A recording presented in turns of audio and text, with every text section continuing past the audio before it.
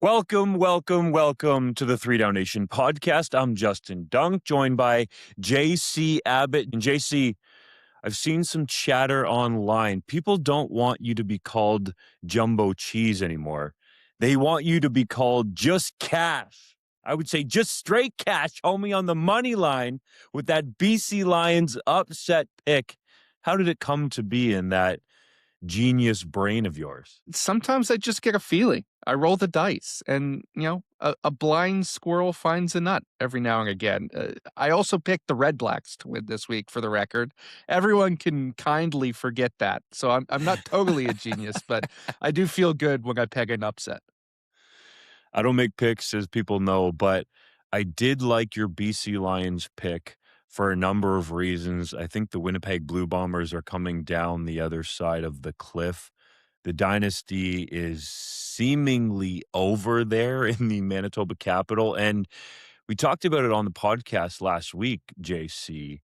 Kaidon Salter showed some energy, and I think the huddle believed in him in the late game minutes that he got after Chase Bryce was benched at home during the loss to the Toronto Argonauts. So did I think, or you think, or anybody else out there think that BC was going to be able to run for a single game franchise record 377 yards? Certainly not. But I felt like there was enough there where BC, even on a short week, could go into Winnipeg and pull the upset, and they absolutely got it done. Let's get to our topics. We're discussing the Winnipeg Blue Bombers and their poor home record to start the 2026 CFL season. A quarterback change in Hamilton. A massive new contract for a Canadian NFLer. Tyson Philpott's historic start to the season. 2 new inductees into the Canadian Football Hall of Fame. And an attendance bump in Edmonton. But first, the Ottawa Redblacks dropped to 0-7 with a 34-13 loss to the Montreal Alouettes on Friday night in Week 9, prompting changes for the team. Defensive coordinator Will Fields was fired on Saturday and replaced by special teams coordinator Jeff Reinbold, while veteran receiver Eugene Lewis was released on Sunday. Which move surprised you more? And do you expect more changes from the Redblacks in the near future?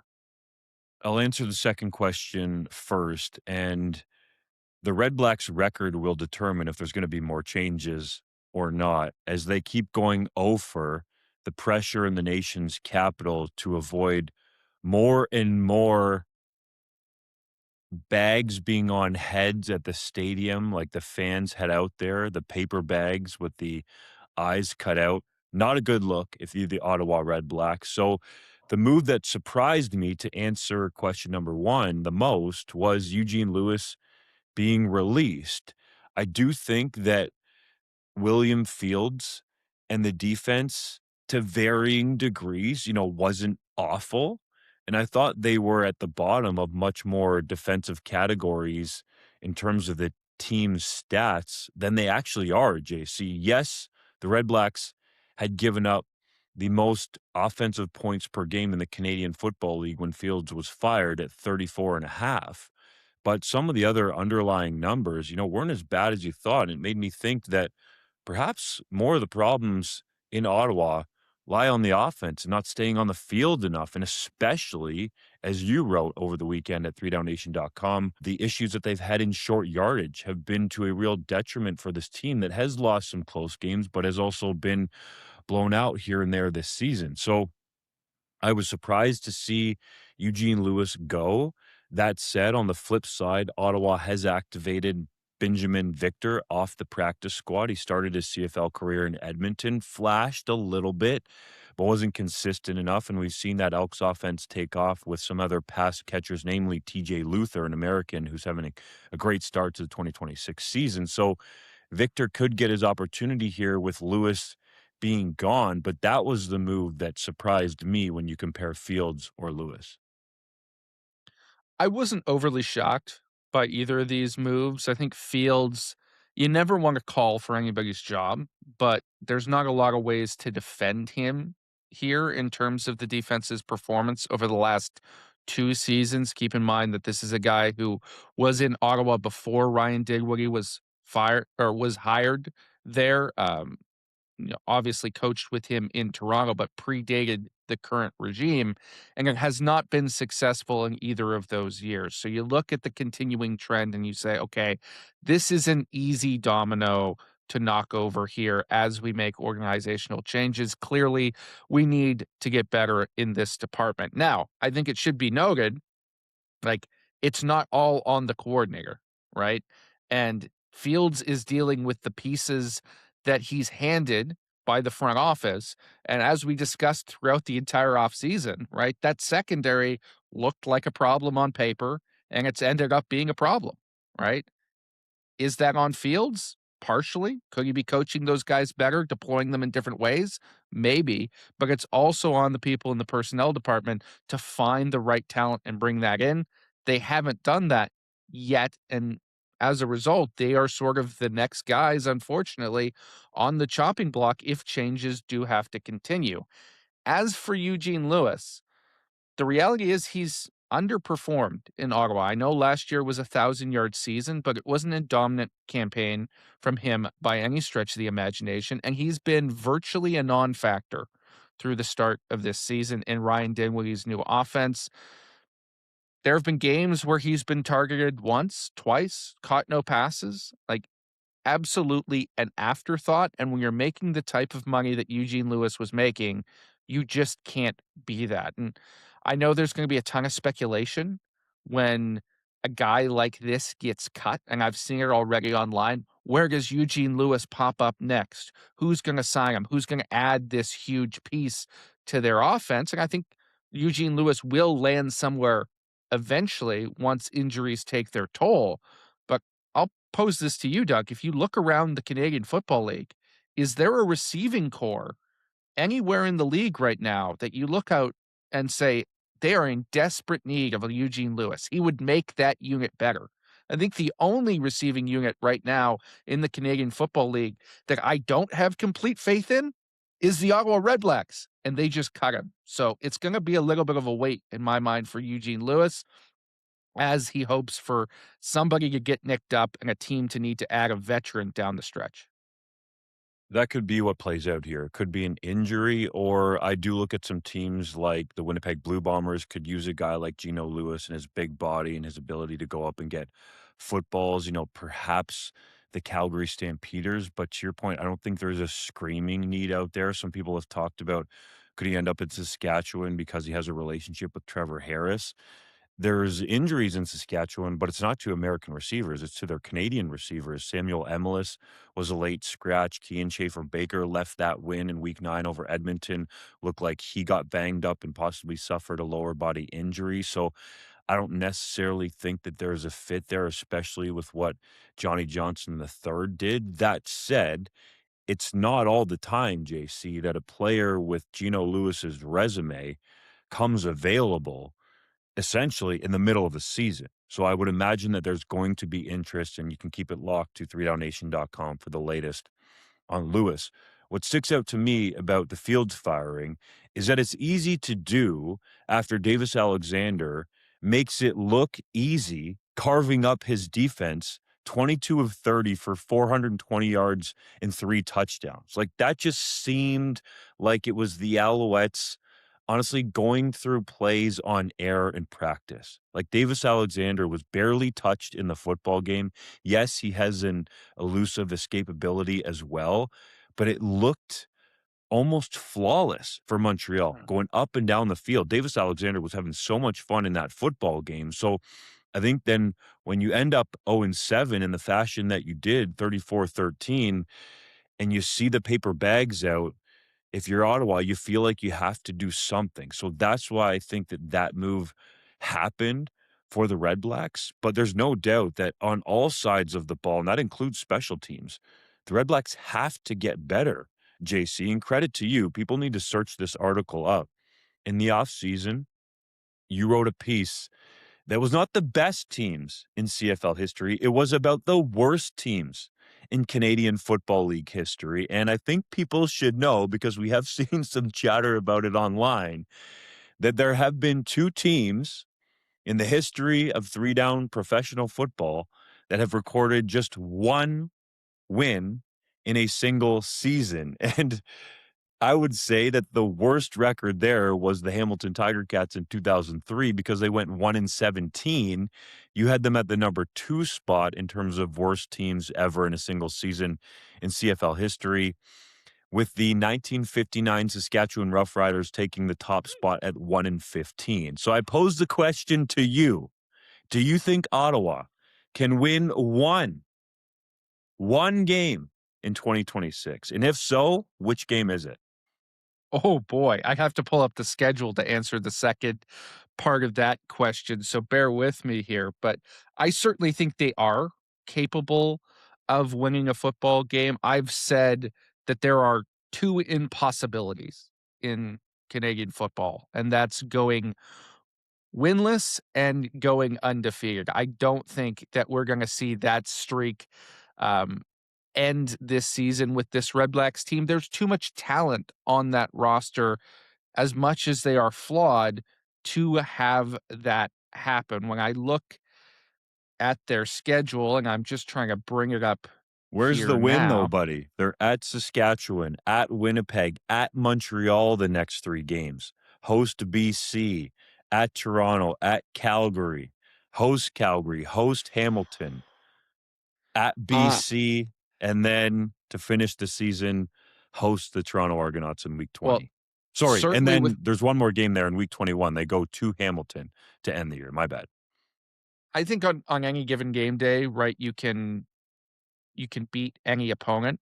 I look at potentially at Winnipeg. We're gonna talk about, their struggles in the next segment. In the past, that has been um, an automatic victory for the Bombers at Princess Auto Stadium. That's not the case anymore, as we'll discuss. So that's a potential spot for a victory. I think when you host the Hamilton Tiger Cats with their current um, quarterback struggles. We don't know what that team's going to look like at that point or who is going to be at the helm of them. That's a potential spot for a victory. And as much as I believe the BC Lions are a little bit on the come up here and will get better once Nathan Rourke's in the fold, they haven't shown you anything this year that would suggest that they're not beatable either. So there are some winnable games there for the Ottawa Redblacks, and there is talent on the roster. And maybe to contradict myself a little bit to my previous Fields point about the personnel, right? If you look at some of the holes, yes, you point the finger at the front office, but there are guys like AJ Allen, CJ Rivas, Bryce Carter, who looked like a budding star early in his career. Like, these are marquee guys, should be all-star names in the league who have come in to Will Fields' defense and not looked particularly good, not looked like they have in other schemes or in other with other franchises. He's hadn't gotten the most out of the talent that they did acquire. Perhaps a shakeup with Jeff Reinbold at the helm, you know, exposes the talent that they already are supposed to have on the roster and that we all lauded during free agency when they brought them in. It is hard to go winless in a season, and as much as the upcoming road trip, although it's not 3 straight weeks on the road, but is difficult at Saskatchewan, at Winnipeg, at Montreal. I do think, especially when you get to the end of the season and some of the standings are set, perhaps it's pretty rare that it goes into the last week of the season in terms of how the playoffs are going to look and who's making it. But that Ottawa, you would imagine, is able to get at least a couple wins on the board. But I don't think it's a guarantee. You got to play a full 60 minutes. And yes, anything can happen in any week, but it seems like you alluded to it. Perhaps there's a chance they win in Winnipeg, but that's still a tough place to play. So I kind of have the Red Blacks potentially going 0-10 here. And then how much does the pressure ratchet up for other possible changes to, you know, the second original question that you asked? So you're right. Anything can happen, JC. And I do think that there is enough talent there on the roster in Ottawa to get some wins, but there's talk and there's action. And the Red Blacks actually need to go out and win a football game before we can even talk about them winning multiple games in 2026. And for the record, I wrote this article a couple of weeks ago, but it would now be unprecedented for the Ottawa Redblacks to make the playoffs. For the record, if anyone out there is interested, there had been 5 teams that had done it at 0-5. There was just one team that accomplished it at 0-6. No team has ever gone 0-7 and made the playoffs in the Canadian Football League. It's not statistically impossible, right? There's still a path there if they turn it around and win 11 straight, but now it would be unprecedented for them to reach the postseason. That'd be unbelievable. Imagine the Red Blacks just flip the table, win 11 in a row, perhaps even get a home playoff game in the East. Oof. I mean, it would be there for the taking if you went 11-7, right? Let's see what happens. That's why they play the games. The BC Lions pulled off an upset in Week 9 as rookie quarterback Kaidon Salter and running back Xander Horvath powered the team to a single-game franchise record 377 yards rushing against Winnipeg. With the loss, the Bombers are 1-4 at Princess Auto Stadium in 2026. The Blue and Gold have not finished with a losing record at home since 2016. It's been a decade. How concerned should fans in Winnipeg be about the Blue Bombers? I think they should be very concerned right now. I think this is a team that lacks an identity, that has aging pieces that are on the decline. I think some of those defensive mistakes, particularly in the fourth quarter, were just indefensible, to be entirely frank. When you're going up against a rookie quarterback who I'm sure we'll talk about Kaidon Salter specifically a little bit later in this segment, but struggled throwing the football for much of this game, right? He did enough to win, but it was with his legs, not with his arms. And then you're not ready for him to pull it on the QB keeper on the option and go around the edge for 40 yards when he's shown you that all game long. Like, how can a mistake like that happen at the professional level when the game is on the line? It boggles my mind. And it's been repeated busts like that, not just in the run game for the Bombers. This is a bit of an anomaly there, but they've had problems in the passing game thus far this season. And John Hodge would be a better qualified to walk people through all of those issues. But it's been repeated concerns about the defense to this stage, and the offense has lacked an identity, right? Brady Oliveira called them out last week. They went to him more in the run game this week, but Drew Brown in the last 3 games that he's had under center has not played particularly well. And then he goes down, gets hurt in that game, and Taylor Elgersma comes off the bench cold. And yes, he's had very limited reps in practice, but coughs up the football basically of his own volition. That was not a forced fumble. That was a dropped ball and does not look good in relief. And now you're sitting there with the Bombers uncharacteristically poor at home, where the gimme games are no longer gimmies, and you don't know what your injury situation is with Zach Collaros or with Drew Brown, and you don't know if your defense can get a stop. And you're wondering, in this tough West Division, like, is this just going to be another crossover team again? Or if the BC Lions get hot, is this a team that even makes the playoffs? I think there's real valid questions to be asked about this Bombers organization right now. And to your point off the top of the show, they are very much on the other side of the mountain.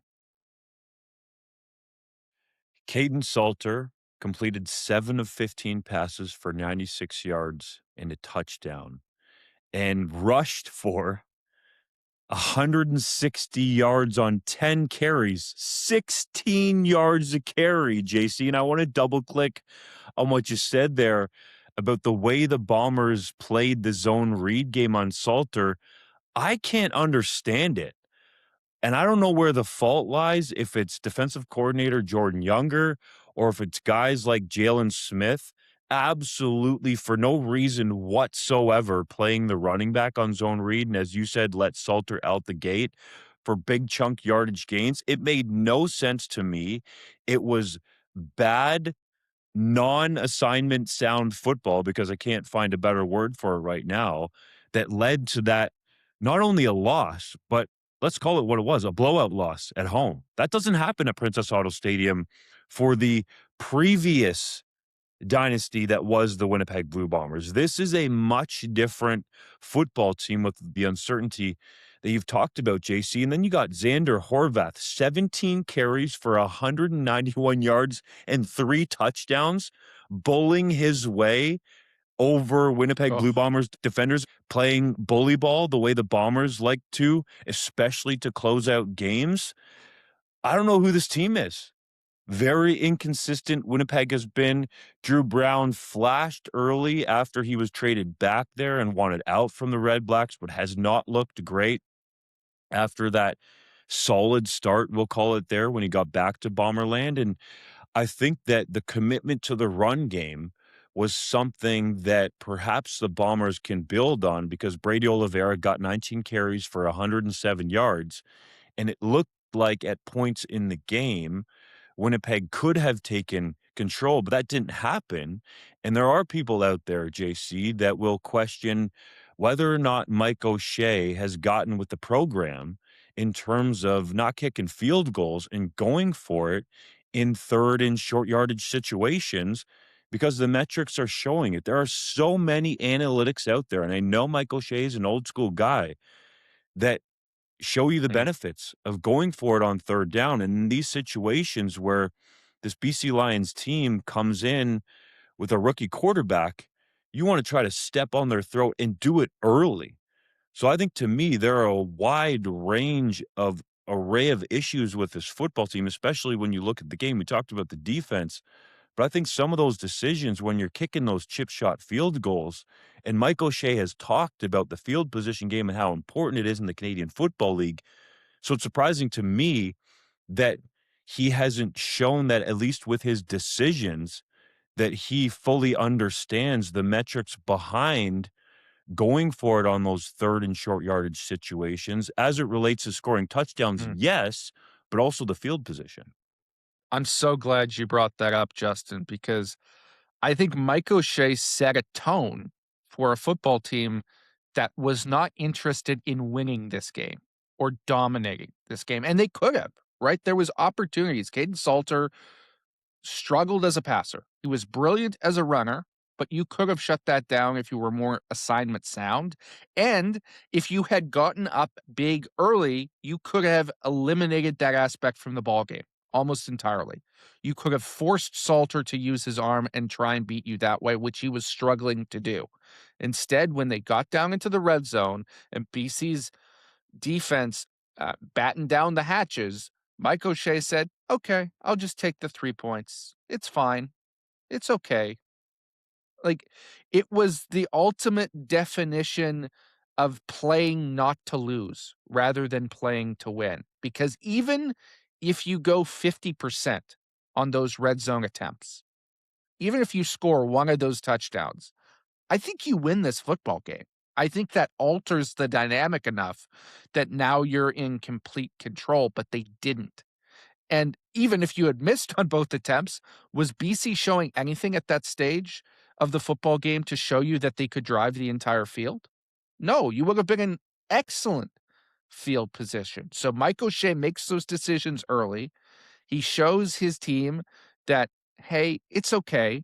We don't have to really care about this. We're not going to get aggressive. And I think that shows up late in the mentality of the defense, because we talked about how they handled Salter and the failure of the assignments. That's one thing, right? Maybe that's mental errors. Maybe that's scheme. But when you talk about Xander Horvath and what he was able to do, and it was a fantastic performance by him, and he'll be our player of the week in the Canadian Football League. Spoiler alert. Of those 191 yards, Dunk, how many of those came in the fourth quarter? I 165. I was gonna say it's gotta be over 100. That's insane, bro. 165 and 2 tutties in the fourth quarter. And frankly, on those runs, I know you called it bully ball. I disagree, because it wasn't as if he was running over guys. They were getting out of his way. He was untouched. Like, he's coming down, making guys fly past him. This is a 230-pound running back, and it looked like the Winnipeg Blue Bombers didn't wanna tackle him. Like, that's a mentality problem with your football team, and it hasn't been the case in Winnipeg before.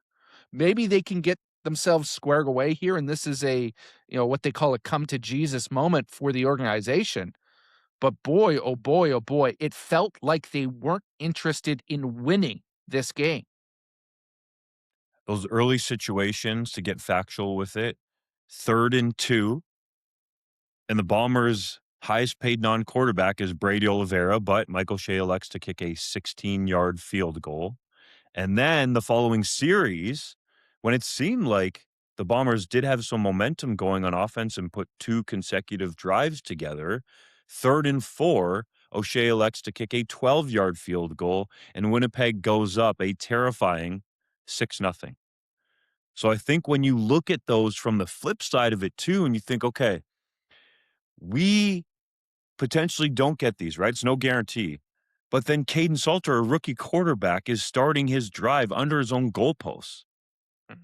And you alluded to it, JC. You are showing, if you do decide to go for it, your team, that you're being aggressive in this football game.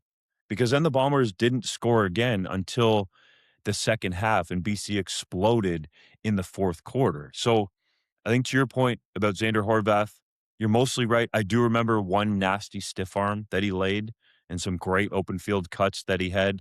So yeah, maybe it wasn't as much of the Bombers bully ball as we're used to seeing, but those fourth quarter numbers are unbelievable. And usually that's Winnipeg imposing their will on teams at the end of a football game. And I think if Mike O'Shea, I don't even want to say gambles, is just aggressive at the start of the game, that Winnipeg could have been in that situation in the late goings of that football game. To your point, JC, about BC winning and potentially down the road here, if they get hot, leapfrogging Winnipeg in the standings. The Bombers 4-4, BC 2-5 at this point in time. Do you actually think that that's possible? That the Lions could catch Winnipeg and perhaps climb the West Division standings and be in the playoff race? I do think it's possible. The Lions have been worthy of criticism throughout the first part of the season, and they are what their record reflects. But I think this is a better football team than most people give them credit for. There were tough losses, tight losses at the start of the season, and some serious injuries. I mean, at one point, this team was down basically their entire receiving core. That's no longer the case. Then, once they got everybody healthy and the defense, which was terrible at the start of the year, figured things out, and they've been playing excellent football the last couple of weeks under Mike Benavides. Nathan Rourke went down, and that changes what you are capable of as a football team. Now you've stolen a game without Nathan Rourke. It's possible that he's back this week, but I also think that the way Kaidon Salter played, certainly from an energy perspective and what he seemed to have in terms of leadership on the sidelines and control of guys. There's one moment that stands out to me in my mind when CJ Colden, the cornerback, was getting into it with somebody late in the game, and they're pulling him off to the sideline, and it's Kaidon Salter who's the first player there to bring him off and say, "Hey, we got this, buddy. We got this. Just calm down. We're in control of this football game. We're going to win this game." Like, that sort of energy where you can go another game if you have to without Nathan Rourke, right? It's no longer the crisis point that it was with Chase Bryce. Now, do I think Kaidon Salter's ready to be a full-time starting quarterback in the league? No, you got to be a way more consistent passer than what he showed for that. But I think there's a different energy around the Lions now. And I think once Rourke is back, they have the talent to start to go on a run. I don't think they're probably going to catch Edmonton and Saskatchewan at this stage, but are they able to get into the 3 seed? Are they able to leapfrog Winnipeg? Absolutely. I think all of those things are on the table based on the talent that they have. They just haven't been able to put it all together at the same time, in large part due to injuries. That now becomes possible as we go down the stretch. You don't want to count wins in professional football before they happen, but if Nathan Rourke is not close or is not even 100% healthy. I think in week 10, to your point, JC, you could start Kaidon Salter again, considering the Tiger Cats are coming all the way west, and their offense has not looked good at all since Bo Levi Mitchell suffered that gruesome injury. So if you want to try to steal another week, I think it's possibly there for BC, or you get creative and perhaps dress Nathan Rourke, and you only put him in the game if you feel like you need him to play. If he's healthy, obviously you want him on the field. There's no doubt about that. But I'm saying if it needs to happen, looking at that game, you could steal another week because then BC has to go on the road on a short week in week 11 against Calgary. So I think that would be an ideal situation. Start Kaidon Salter again, ideally for BC. You go out and beat the Tiger Cats, and then Rourke can come back on a week that's not short from a game playing perspective and play against the Stampeders defense that has been prone to giving up some points in 2026. On that note, the Hamilton Tiger Cats make a change at quarterback during Saturday's Week 9 loss to the Calgary Stampeders, benching Tre Ford late in the first half after he completed 4 of 10 passes for 58 yards and fumbled once. Harrison Frost became the fourth QB to take a snap for the Ticats in 2026, finishing a 9 of 20 for 165 yards with 1 touchdown, while fumbling once and throwing a pick 6. Post-game, head coach Scott Milanovich admitted the team doesn't know who their starting quarterback is right now. Who do you believe should start, Dunk? Ford or Frost? I'd go with Ford for multiple reasons, but I feel like Scott Milanovich was trying to make a point to Tre Ford. You cannot turn the football over, and he did it in the past with Bo Levi Mitchell. Let's not forget, Mitchell was benched with Milanovich early on in their time together in Hamilton while Mitchell was getting comfortable with the offense and the rest. And I think that was the point he was trying to make to Ford after he tried to jump over a defender and then had the ball ripped out for a costly fumble in the first half. You can't do those types of things. It's one thing to make the off schedule plays, scramble around, use your feet, but you can't put the football in harm's way. And I get you're an elite athlete, but there's not too many players that you're going to be able to jump over. And like I'm talking about when they're standing fully upright in the Canadian Football League. It's one thing to pull off a reverse hurdle like Quali Conley did when a defender's trying to cut you down. That's different. But when you're trying to jump over a defender, and I get it, Ford was probably thinking he was going to try to be cut tackled there, and that's why he went high. But you got to protect the football. That puts Milanovich in a difficult place here in terms of who is his starting quarterback going into BC Place in week 10 because Harrison Frost threw a pick 6 in the game. So you got one quarterback who fumbled it, one who threw a pick 6, and I think as a passer, doesn't seem like there's much difference there. So I'd rather go back to Tre Ford, make the point that, hey, you got to protect the football, whether you're in the pocket throwing it or you're in the open field running it. And if you don't, you're going to come out of the game. Scott Milanovich has harped on Bo Levi Mitchell over the years, even in practice, about not throwing interceptions. He's been very hard on Bo Levi Mitchell. So I think the same treatment is going to go to Tre Ford, Harrison Frost, whoever's playing quarterback for Hamilton. But to me, that's the clear message here that he's trying to send to Ford with this benching, which I thought, in all honesty, is an interesting decision in itself, JC, because if you believe Tre Ford is the guy that gives you the best opportunity to win, but you perhaps rattle his confidence by pulling him out of the game, to me, that's risky. I understand what Milanovich is trying to do, and let's see who does actually get the start and if it's Ford, if he can bounce back and protect the football. But there are so many factors here when it comes to the Hamilton Tiger Cats and who will start at QB for them going forward. It's an interesting conundrum, and I'm going to come out on the other side of it than you, Dunk. I believe it should be Harrison Frost who gets this opportunity. Tre Ford, when he won that game in his first start with the Ticats, there was a lot of positive vibes. You saw what might be possible in terms of marrying his pass game and his run game. I thought Milanovich called a brilliant game plan for him in that one. We haven't seen the same thing in the last 2 games, and the results have been poor. He hasn't been good enough as a passer. Frankly, I don't even care about that turnover. It's when you can't complete basic passes, you can't be on the field as a quarterback. Like, you can't win that way, and in Tre Ford's career, the tendency has been to say, "Well, just wait," right? If you just stick with him through 3 bad quarters, in the 4th quarter, all of a sudden he's gonna do some incredible thing that you've never seen before, and you'll be able to pull out a victory, and there's some merit to that. He's shown it in the past, but I don't know that Scott Milanovich has that level of patience from his quarterback, and when the defense is playing as well as it has in Hamilton the last number of weeks, and yeah, they weren't as good against Calgary, but that 44-point scoreline included 2 defensive touchdowns. You can't throw that all on them. I think you need competence through all 60 minutes at the quarterback position. Now, I don't know that Harrison Frost is that. We haven't seen enough of him, and his numbers from 3 starts in the UFL aren't great.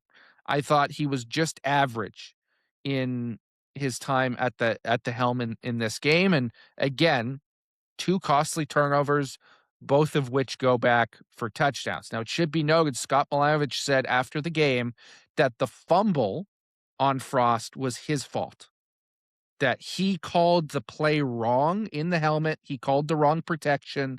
That resulted in a free blitzer coming through and stripping Frost. So that wasn't on the quarterback necessarily. Could he have held on to the ball? Absolutely. But Milanovich took responsibility for misreading the play call, and therefore that's why that ended up in the end zone. The pick six was absolutely on Frost, right? He did not see Derek Moncrief there, threw it right to his chest, and that's 6 points the other way. That sort of thing can't happen, but I'm willing to test the waters and see what Frost has in a full football game with a full week of practice. I'm intrigued enough to wonder what is possible. The other element of this here is when we talked about the BC Lions, right? And them having Kaidon Salter, maybe seeing this Hamilton matchup as another opportunity to start him because you don't trust the opponent. I think the Ticats could look at it the same way. If Kaidon Salter's going to start for the BC Lions, we can go back up, be backup. It's a level playing field here. And also, Tre Ford historically has not played well against the Lions. I've watched him play at BC Place a number of times with the Edmonton Elks, and some of those games were shutouts, right? It was not good football. Um, Maybe Harrison Frost brings you something different, and this is an opportunity to test it out because they're being very frank about this. They don't know who the quarterback is, and they need to figure it out. I don't know how you figure it out without giving Frost an opportunity. Let's make sure we note Vernon Adams Jr. improving his touchdown to interception ratio through 8 games in 2026 to 21 touchdowns and still 0 interceptions. Unbelievable start from Vernon Adams Jr. And the touchdown that he threw in that win against Hamilton came against the blitz, got it out, hit Dejan Brissett for an easy walk-in touchdown after Stavros Katsantanis was trying to jump a shorter route there. Like, that didn't make any sense to me. What was going on? Anyways, full credit to Vernon Adams Jr. He's definitely in the thick of the MOP conversation in the Canadian Football League. And credit the Calgary Stampeders in that defense for getting those turnover-worthy plays and actually capitalizing on them and then turning them into touchdowns. Because, oftentimes, JC, we've talked about it with a number of teams and defensive players this year. Those interceptions, when they have bounce off hands, are missed opportunities. And Calgary took advantage of those opportunities, especially the pick six that Frost threw that you talked about earlier. And I think that defense that's been up and down looked really good in the win over Hamilton. Yes, it's backup quarterbacks and the rest, but you got to make the plays when they're there. And the Stampeders, I think, for the most part on defense, did that in the win in the Hammer. Let's go out to Edmonton. 31,757 fans, if the attendance figures are to be believed. We're at Commonwealth Stadium on Saturday evening in Week 9 to watch the Saskatchewan Roughriders evened up the season series with the Double E. That marked the first time since 2023 that Edmonton opened the Upper Bowl. General Manager Ed Hervey gave the CFL on TSN panel a detailed account of how exactly he purged the team's locker room en route to the turnaround that the team has experienced this season. What did you take away from Hervey's comments? Nothing brings me greater joy in the world than when Ed Hervey sits down with a media outlet in a good mood. That is, when I see that smile on his face, I know that there's going to be pure gold spouted out there. You just got to prod him a little bit, and full credit to Milt Stegall and Davis Sanchez. They got it out of him on this occasion as he went through in great detail how he got rid of every single member of the Elks' previous player leadership group that he did not deem met his standards. Talking about walking around in the locker room with the team pointing at nameplates to determine how their body language was. And if people weren't having it, that guy was out, unscrewing their nameplate in the moment. I loved it. I think Ed Hervey brings an energy here that is reflected throughout the Elks organization. I think Mark Killen brings a similar energy on the sideline, and it's a big reason why they are where they are now as a football team. So full credit to him for all of that. I think he deserves a lot of credit for the turnaround of the organization. Now, what I do want to say is I don't buy everything Ed Hervey's saying, right? When he's talking about we will never compromise on character to pursue talent, that we are all about you got to be a good guy before you're a good player. Every organization says that, and none of them really mean it. Maybe the Elks are the exception, but what was it, 2 weeks ago that they added Isaiah Adams to the neg list, like on the day that he was arrested on gun charges? And yes, they later relinquished his rights, but that was also because he had reported to training camp with the Arizona Cardinals. Like, come on, was there that a clerical error? Did like Chris Jones put on a ski mask and break into the building and like put it in the computer system that you had Isaiah Adams? Like, come on. Let's be real. There's always going to be a type of player that you're willing to overlook red flags for. We can be honest about that if we're going to be honest about every other thing in the world. But overall, I like when Ed Hervey goes off like that, and I like the frankness with which he approaches this business. The honesty from Ed Hervey is almost unparalleled in the Canadian Football League, and it does give you great insight into how he's went about, along with Mark Killam, the coaching staff, and some of the other key players that have been there, putting a competitive team on the field. And, I thought about it this week, JC, because football players like Eugene Lewis can get released in a blank, right? Your time with a Mhm. team can be over so quickly. And so many of these teams like to talk about how they're a family. Well, yes, that's true for the most part, but then eventually it gets to the point where somebody in the family who's higher on the food chain decides whether or not what you're bringing to the family is needed or wanted, or if they want to put up with you anymore, and if that's worth it for what you're able to do on the football field. Let's not kid ourselves here. Professional football is about production and what you do on the football field. Now, there are off field incidents that can lead to your release, but depending on what happens, teams are to varying degrees across the Canadian Football League willing to put up with it or not. That is a massive sliding scale. Just look at a Joe, right? The Rough Riders released him right after that investigation was over. The Calgary Stampeders signed him. So it indeed is a sliding scale in the CFL when it comes to what can you do on the football field versus some other potential baggage that you bring in. There are some players out there, it should be said, that don't bring baggage. But what spoke most to me about what Hervey said is he didn't even need to talk to some of the players that he trusted that were already on the team. He just simply had to point at their nameplate on the locker. And I think, not to go too deep here, JC, but as a society, and I even think of the guys at 3DownNation.com, you can tell a lot by people's body language towards you. Are they comfortable with you being in the locker room in this instance? Are you a me guy or a we guy? There's all these phrases out here. And ultimately, what I do think is true also in professional football is that the closest teams who have the smallest amount of cliques or whatever you want to call it are the teams that ultimately win the most and put themselves in a position to possibly hoist a championship trophy. And I say possibly because there are finite plays and inches and so many small items that play into a championship season.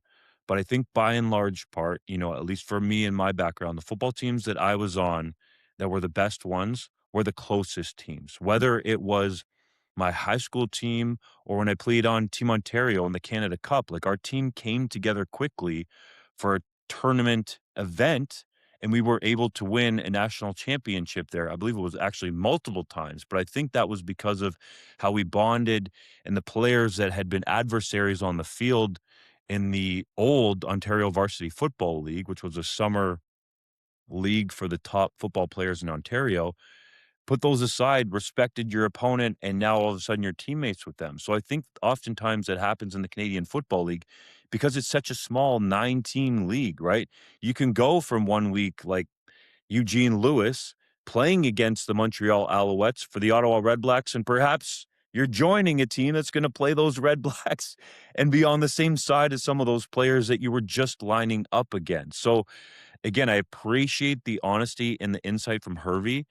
And I think Hervey knows, I don't know if he would ever admit this, but that when you are transparent with your fans, they feel like they're closer to that living, breathing organism that is your football team. And ultimately, that's good for business. I completely agree with that assessment, Dunk. And I think one of the things that people were critical of the first time that Ed Hervey was general manager in Edmonton, and this was before my time as a writer and reporter covering this league. I was still in university and high school at this point, but was that he was not forthcoming with the media, that he closed off the locker room, and therefore that started the deterioration of the relationships between fans and the team. I think he's clearly seen the error of his ways there. And while you still get the grouchy Ed Hervey on occasion, if you sit down for a Zoom call or a press conference with him, for the most part, I've been very impressed with how his demeanor has changed since coming back to Edmonton, as opposed to what I saw from him when I was covering teams he was on in BC and in Hamilton. He seems more open, more willing to answer questions, even if he doesn't like the question being asked. And when he goes on these, I don't even want to call this a rant. I know we've called them Ed Hervey rants before. This was story time. This was like campfire talks with Ed Hervey, where he's telling ghost stories of the locker room and how he was chasing guys out of there. Like, it's fantastic. And I think it builds the lore of this particular football team.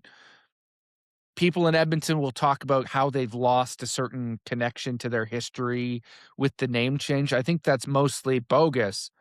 But when you're losing and things are inept and you don't have that connection between management or the coaching staff and the fan base, you do lose the lore.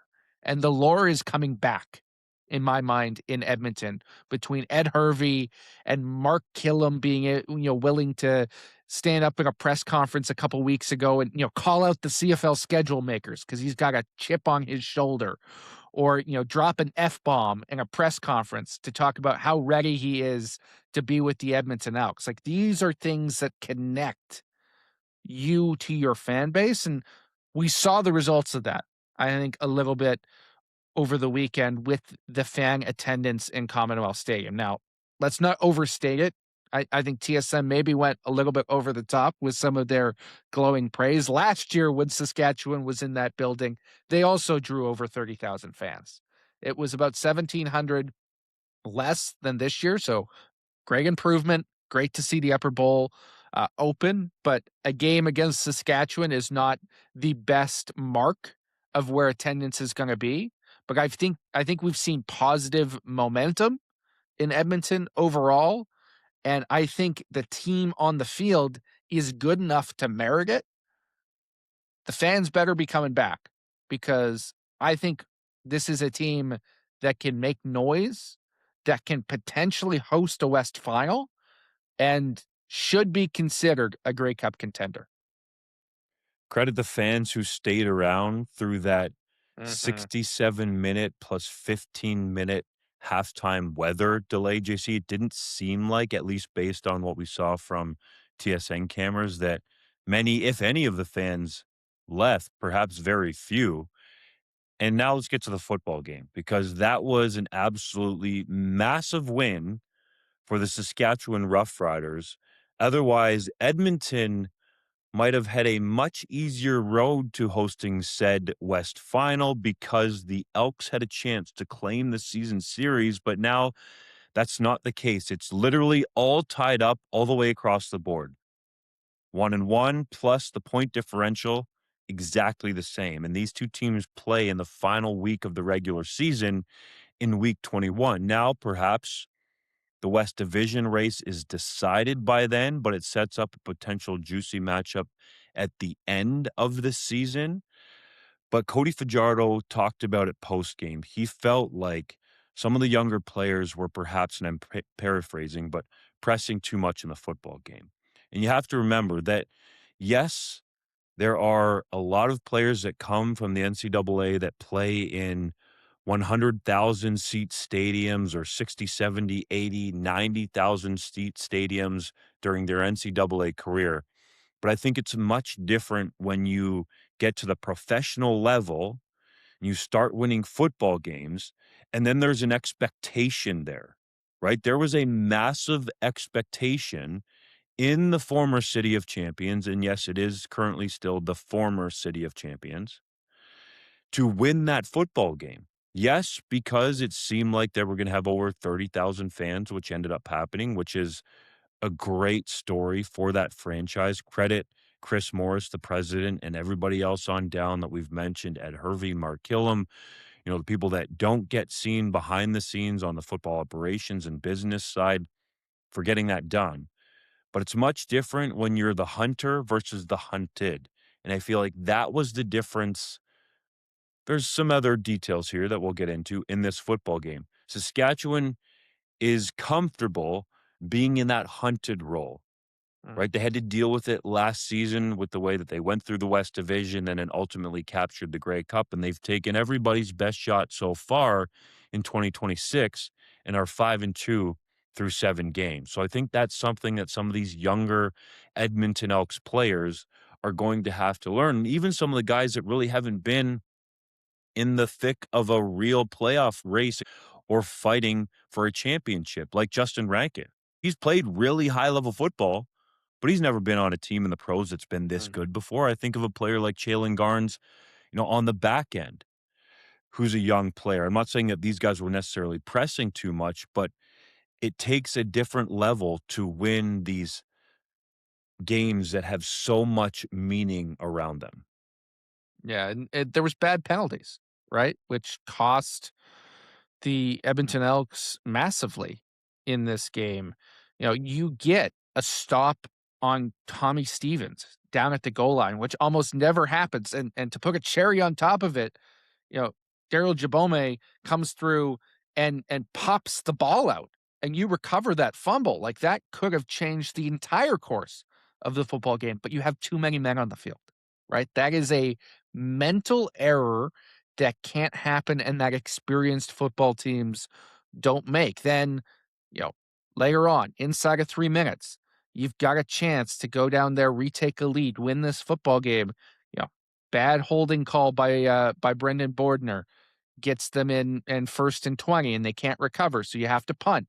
Then you get Saskatchewan off the field. You stop them on second down, but Tamari Fox comes around the edge and yeah, it was a light tap, but it was 2 beats late on Trevor Harris for the roughing the passer penalty. Like, you cannot argue that he didn't come in late. And Harris does enough to fall over and sell it. All of a sudden, fresh set of downs, and you put yourself behind the 8 ball. And even later in that drive, yeah, they're probably the game's lost already, but with 44 seconds left, Malik Carney takes a dumb, unnecessary roughness penalty, which that's a veteran. That's a guy who's won a Grey Cup. He's supposed to be setting the leadership tone at that stage in the game, and he lost his cool. And you can debate again whether the game was already lost at that point, but certainly that finished it, right? The fresh set of downs that penalty provided ensured that the rest of the clock could be run off. If any of those little mistakes, little errors, little penalties don't happen, Edmonton potentially wins this game. And those are easy things to fix. But you've got to be willing to embrace the discipline and the focus and make sure that you're keeping the energy that they've clearly brought, that Ed Hervey has brought, that Mark Killam brings to the sidelines. I know he took a bench penalty in this game as well when he was upset with the ejection of Noah Taylor, which we'll talk about in a little bit. You got to keep that energy, but now you've got to channel it in the right way. And I thought there was a couple of moments where the Elks lost that focus and it cost them the football game. And if you look at how the standings could have been different if some of those penalties were not taken by Edmonton, the Elks could have been 7-1 through 8 games and pushed Saskatchewan to 4-3. That's a massive difference in the standings, whereas now it is Edmonton 6-2 and Saskatchewan 5-2. And if you're the Riders, it's game on to get that first and top spot in the West Division. So I think for the CFL as a whole and the onlookers around the league, it makes for a much more fun West Division race down the stretch. But Edmonton could have had almost an insurmountable lead considering they would have had the season series with Saskatchewan. But it's not to be, and I felt like it was because Saskatchewan was steady.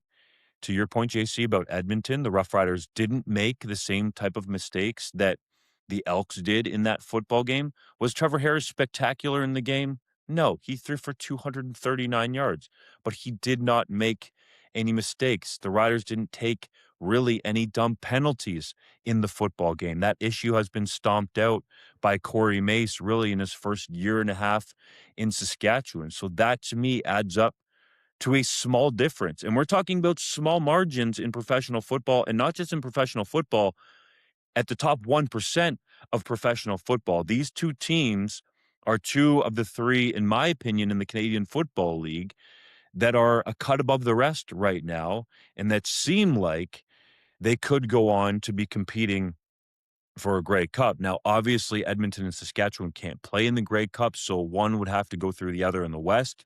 But my third team is the Montreal Alouettes. So I Well, felt like this football technically they game. can dunk. Yeah, I If don't one think of it's them going to happen. drops off so far that they're the crossover spot, it's technically possible. True. Technically, it is possible. Do I think it's going to happen? No. And I think in this football game, you can look at Cody Fajardo coming in, throwing for 510 yards a week ago, and people get all hyped up. But it's so hard. Like, I don't think it's ever been done in CFL history. And I have the list. There have been 35 games with quarterbacks throwing for 500 or more yards. Imagine doing that in back-to-back games. And really, if we want to get down to the nitty-gritty, the reason that 5-10 happened was because Jackson Ford completely busted 2 coverages. But yet Jackson Ford busted another coverage that almost allowed Edmonton back in the football game late for Justin Rankin to get a 51-yard gain down the middle of the field. And then arguably Ford was at fault on the touchdown to TJ Luther. So when I look at Saskatchewan, yes, it was small margins, very small margins, but the Rough Riders have some mistakes to clean up. And Jackson Ford, for as instinctual as he can be as a football player, and I know Rider Nation is going to give him a longer rope than some other people that they usually would at the safety position, like JC, the call-in show last season. People were wondering how Nelson Lacombo was still starting. I can't remember Nelson Lacombo having 2 straight games with major coverage busts like this in his time at safety. Did it happen here and there? Yes, but for it to happen in 2 straight games and for it to be 50-plus yard plays, an 81-yard touchdown on the Austin Mack corner route the previous week at Mosaic Stadium, like, that stuff just cannot happen. Cannot happen if you're a safety in the Canadian Football League. So I think Ford will look at the film honestly and challenge himself to be better, just like Joshua Bell, the defensive coordinator, Will and Corey Mace. That stuff can't happen if you're the Riders and you have legitimate visions of trying to go back to back. It's now time for JC's random neg lister, and somewhat of a familiar name came across the negotiation list wire this week for the Hamilton Tiger Cats. That was receiver Xavier Gibson out of Stephen F. Austin, but most people will be familiar with him from his time with the New York Jets. He joined the Jets as an undrafted free agent in 2023. And in his rookie season, he played 17 games and he started 3 of them at receiver, racking up 229 yards on offense, receiving, plus 68 yards rushing and a touchdown, but was also impactful as a returner with 319 punt return yards and a memorable touchdown that season as well. Things have not gone quite as well for Gibson since then. He played 11 games for the Jets the following season, mostly, almost exclusively as a returner, and then found himself eventually cut. He had a cup of coffee with the Philadelphia Eagles, and now he's in training camp with the New York Giants. Back in college, he was a 2-time WAC Offensive Player of the Year with Stephen F. Austin. He's super quick at 5'9", 189 pounds. Obviously, can contribute in the return game as well as a slot receiver with 4.42 speed. When a guy who has that level of NFL experience gets added to the neg list at this point in the year, it's typically because as scouts are making their way around NFL training camps, they're seeing some writing on the wall. They may have been in New York. They may have seen, you know, the other receivers in the building. They may have heard whispers that Gibson will have a hard time making the roster. And again, a lot can change over the next few weeks through preseason games with injuries. But the fact that Gibson was added at this stage does not bode well for his NFL future, but certainly makes for an intriguing CFL possibility.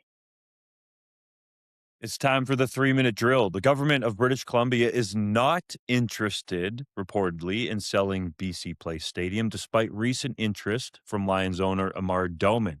Does that make sense? It does make sense, but I think the Ottawa Redblacks should consider signing Government Minister Ravi Kahlon because he's an excellent backpedaler, and I think he could play cornerback in the league. He opened the door to the Whitecaps potentially opening BC Place and clearly got a slap on the wrist for it. Now he's shut that possibility down. Rough Riders running back Quali Conley executed a reverse hurdle during Saskatchewan's win over Edmonton, channeling his inner Saquon Barkley. Is that the best play you've seen in 2026? Unequivocally, yes. There have been some fantastic catches this season, but it is ultra rare to see a reverse hurdle, and the way that Conley pulled it off so smoothly made it even more unbelievable. Hate if you want, but let us know if you agree, because I think that was the best play of the year, and it's going to be very, very, very difficult for anybody to top it unless they do a reverse hurdle that's even higher than the one Conley pulled off. Edmonton Elks defensive end Noah Taylor was ejected in Week 9 after taking 2 misconduct penalties. The second was for embellishment. Do you like the decision to throw him out of the game? I loved it. I love that this was a misconduct penalty, and I love it even more because I had to watch so much damn soccer during the FIFA World Cup, and I can't stand those guys flopping around on the ground, grabbing their legs, writhing in pain. Get it out of all the sports, get it out of football. I love that this was a 15-yard penalty, and unfortunately, because of the timing, it results in an ejection, but I have no problem with the call. The Atlanta Falcons signed offensive lineman Matthew Bergeron to a 4-year extension worth a reported $96 million, which makes him the highest paid Canadian in NFL history. Is that well deserved? Definitely. He's been a stalwart on the interior of that offensive line for Atlanta, blocking for a guy by the name of Bijan Robinson. The Detroit Lions have placed Canadian offensive lineman Giovanni Manu on the non-football injury list, as head coach Dan Campbell indicated he'll miss about 12 to 14 weeks. What does this mean for his career south of the border? It means nothing good. Giovanni Manu has struggled thus far as a Detroit Lion. He's struggled to see the field. He's struggled when he's been on the field. And now another injury in year 3, one which he did not disclose to the team before training camp and attempted to gut through. I wonder if he'll get to the 4th year of his contract at this stage. This is very disappointing for a promising young man. The Saskatchewan Roughriders have added New York Jets quarterback Bailey Zappi to their negotiation list. Do you think he'd fit in Regina? It's possible, man, but the future is all about Braden Shager, the Aloha kid in Ryderville. I don't think Zappy could be better on a CFL field than Shager. There's a hot take for you. Running back Jim Evanson and coach Pop Ivy have been selected for induction into the Canadian Football Hall of Fame. Are they worthy inductees? They are very worthy inductees. Evanson, a perennial all-star for multiple teams, was a great running back, but the one that I was shocked wasn't already in the Hall of Fame was Pop Ivy. He won 3 straight Grey Cups, was a dominant head coach with Edmonton back in the day. He should have been in long ago. I'm glad that egregious error has been rectified by the committee this season.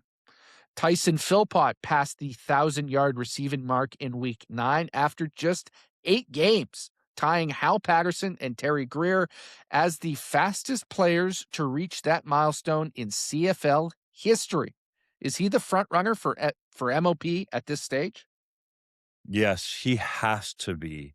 And I know it might surprise some people, Adam Chernoff, that Tyson Philpott is a U Sports player dominating, yes, dominating in the Canadian Football League. He is the front runner for MOP, and I wouldn't be surprised if his agent's phone or perhaps Philpott's phone is ringing from NFL teams, because there is no doubt, at least in my mind, that he is better than a number of NFL receivers that are going to earn roster spots or be on rosters when the 2026 NFL season kicks off. Tyson Philpott has been absolutely unbelievable for the Montreal Alouettes. And the other storyline that should be mentioned here, JC, is he's already about halfway to the CFL's single season receiving yardage record held by Alan Pitts.